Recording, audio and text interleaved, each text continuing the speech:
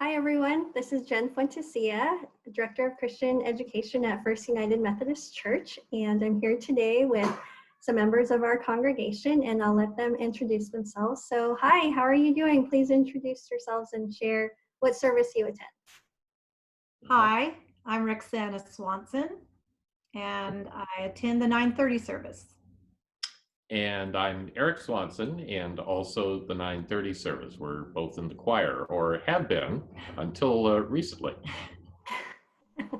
All right, very good. And share a little bit about how this shelter in place and quarantine has been for you and your family.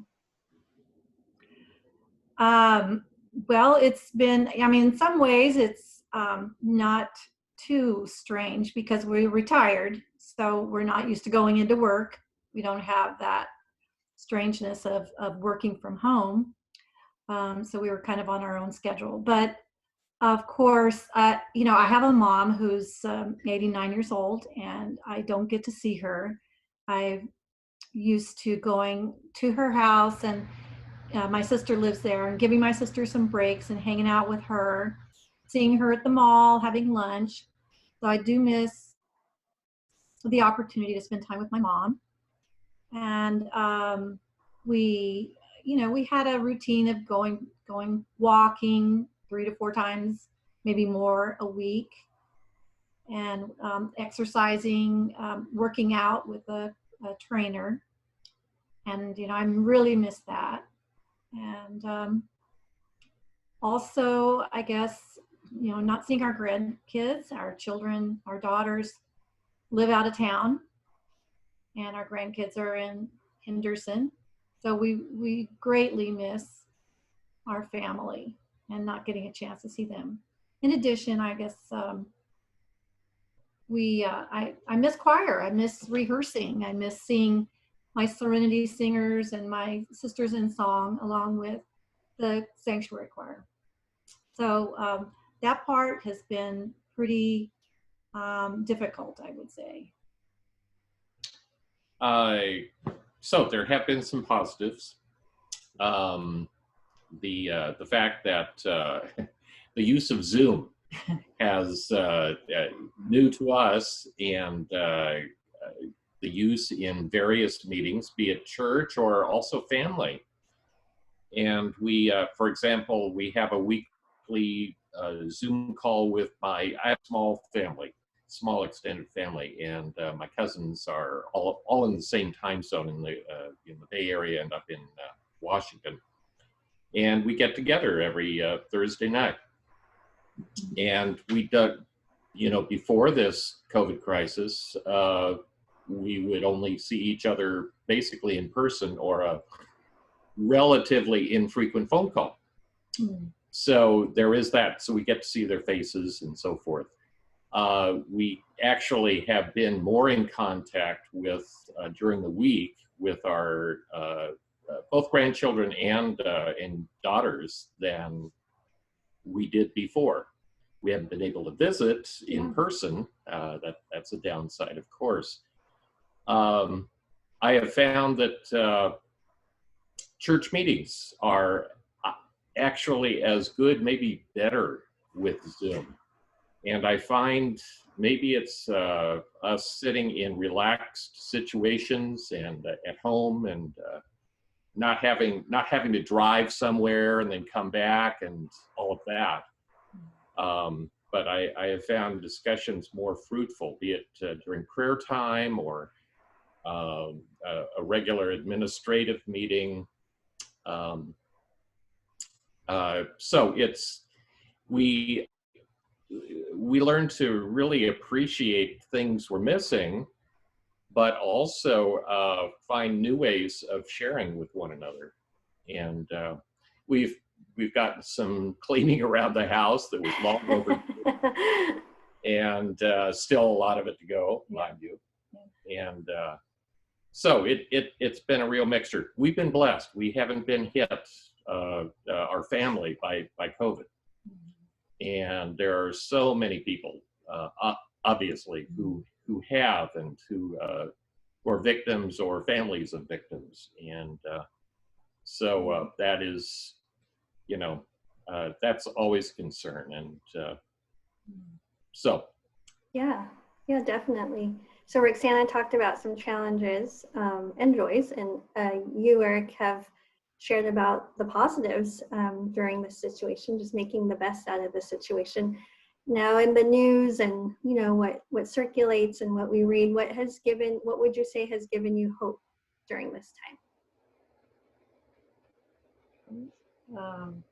Well, I've a new appreciation, I think, for the scientific and community, the medical community, and the fact that this is a worldwide effort, that everyone is, pulling together and trying to come up with a vaccine or cure or treatment. And I really have faith that maybe not soon, but that there are people out there really working hard and tirelessly, really, to come up with something that will, help people, and that gives me hope. Yeah, I think that the work by private individuals and by local governments and state governments, I've been very impressed with that. Not so much with the federal government, but I won't get very far into that. Okay. Can't help himself. Yeah. So there does seem to be a coming together of folks in that this disease affects everyone. Doesn't matter whether you're well, it does actually matter whether you're rich or poor. Folks with not many resources it makes it much more difficult to deal with this health crisis, and that's being borne out in statistics. But it certainly affects everyone, and it affects everyone adversely. So I think there is hope. We will come out of this, and there will be deaths and more deaths, and but we will survive. God gives us that hope. Amen to that. Anything that you'd like to share with our church family at this time, or anything that you'd like to lift up in prayer? Well, definitely our elderly populations, are shut-ins and people who are at risk, definitely holding them up. It's got to be hard for them because, they're in a situation where they're really, the communities of assisted living and nursing facilities are really a hot spot right now. And I'm, really grateful that my own mother is in her own home still. But I think there are a lot of people that we can be concerned with, and so for sure, people who are in that situation, I'm very concerned about.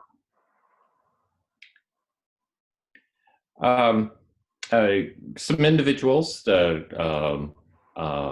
continued prayer for Al Ash, as he's in a care facility, and for Phyllis, as they deal with that. We heard good news that Sylvia Jardine will be able to get some surgery, and that's great. So general concern about our elderly. General concern about, again, the poor, those who are out of jobs, don't have money, don't have food. And fortunately, there are efforts that are going on in this community, and several individuals within the church are helping on that. Notably, Alan Hay, who's involved with everything. And so those are continued prayers for those, and just the blessings we have, that we all have. Each new day is a day of new life, and we have that opportunity to be better folks. Yeah. Yes. I especially want to hold up our church staff. All the hard work that you've all been doing with putting everything digitally. It's been great for us to see, the services and gym talks and Bible study and prayer. And it really connects us to the church. If we didn't have that, I don't know what we'd do. It would be so much harder to, get through this. But just blessings on all of you for the hard work you've been doing. It's really helping, I think. That's very true. It's boy, you all have been working so hard, and I mean, you work hard anyway. And then with this, it presents and has presented and presents these new challenges that you all are meeting so well, and in keeping us together and keeping alive the missions and ministries of this church. And that's so appreciated. Thank you. We really appreciate those sentiments and are just glad that people are being touched by the work that has been going in. And although we are socially distant, we're connected through technology, fortunately. And amen to that. Amen. Yes. Well, thank you so much for chatting with me this afternoon. Thank you for asking. Thank you. We're privileged.